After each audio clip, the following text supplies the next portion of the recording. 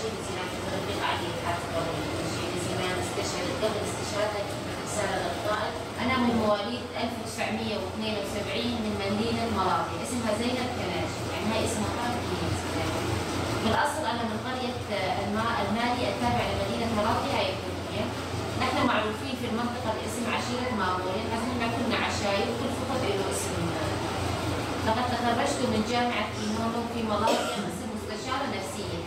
ضمن سياق المرحلة تطور الوقوع الفكري في شخصيتي ونتيجة ذلك قرار الانضمام إلى صفوف المقاتلة بسبب عدم وجود مساندة، حيث أدى ذلك إلى الإرهاق الشخصية بالإضافة إلى عدم القيام بأي تغيير باتجاه تطوير شخصيتي. يعني لكن الإنسانية والشعور الممتاز لقيادة حزب الوطنية تمكنت ولأول مرة في التاريخ من السمو بالشعب الوصول إلى مرحلة فقط فيها بوصول الحقيقة وانقياد الناحية الوطنية بشكل كامل. بعد الرؤية وقوة التحليل والتجربة والتراكم والتغرب العلمي والإيمان، لا يمكن قياس من قيادة أخرى مع قيادة أخرى من حيث أبعادها، فتناولها للمسألة ليس بطراز دوغمائي. إن قائد الحزب قام بتحليل الثورة العالمية بشكل جيد واستنبط النتيجة منها حسب حقيقة كردستان، ووصلوا بذلك إلى الخصوصية الذاتية والمميزة للثورة الكردستانية، ليس بطراز دوغمائي وقالبي أو على الأساس تقليد الآخرين. أنني أشرح نفسي من أجل القيام بعملية انتحارية، يعني هي فدائية، يعني لما استشهدت بعملية فدائية. أننا إذا ضحينا بأرواحنا أيضا فإنها غير كافية. أزاد جهودنا وبذلنا الذي لا يكفي، وحبذا لو كان هناك أشياء أخرى نضحي بها غير السادة. عليا ماما والعيسى من قرية الخزن. نحن اليوم كنا باجتماع مشان بخصوص رسالة الشهيدة زيلان اللي وجهتها للقائد عبد الله أوجلان. وكنا نعرف من هاي الرسالة الشهيدة كانت توجه للمرأة.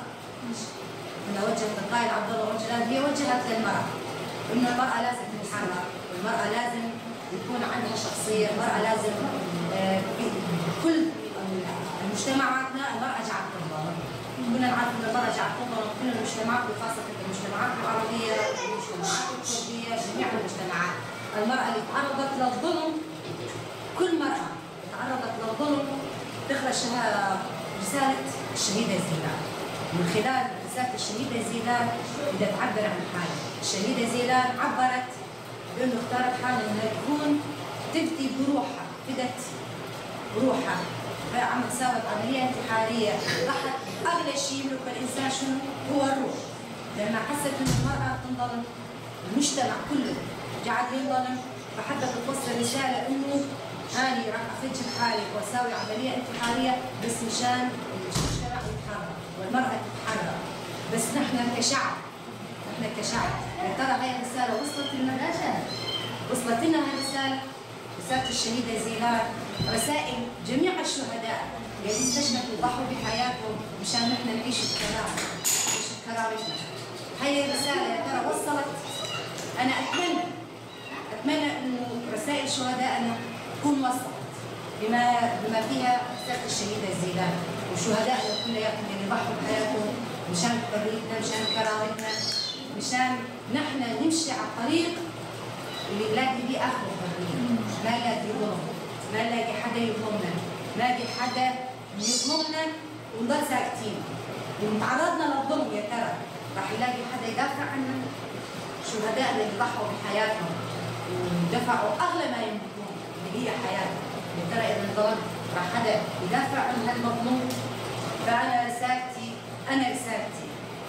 مع رسالة الشهيدة زيلان جميع المجتمع العربي، المجتمع الكردي، الجميع يسمع هي الرسالة إنه نحن انظلمنا، تعرضنا للظلم، قهرنا، فبدنا حرية بمعنى الحرية،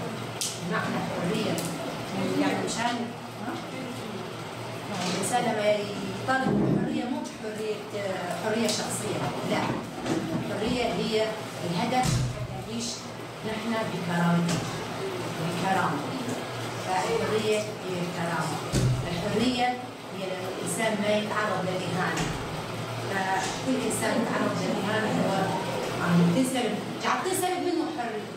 فنحن رسالتنا للمجتمع، رسالة الشهيدة زيلان، رسالة الشهداء كلياتهم إنه نعيش بكرامة وحرية باستقلالية. أنا دائما كنت أقول حرية القائد عبد الله أوجلان هي حرية المرأة. لأنه فكرة وفلسفة القائد عبد الله أوجلان هي حرية المرأة. أنا دائما أطالب وأقول إنه حرية القائد عبد الله عوجلان هي حرية المرأة. كل مرأة حرة قرأت وشافت فكر فلسفة القائد عبد الله عوجلان لازم أطالب حرية القائد عبد الله عوجلان.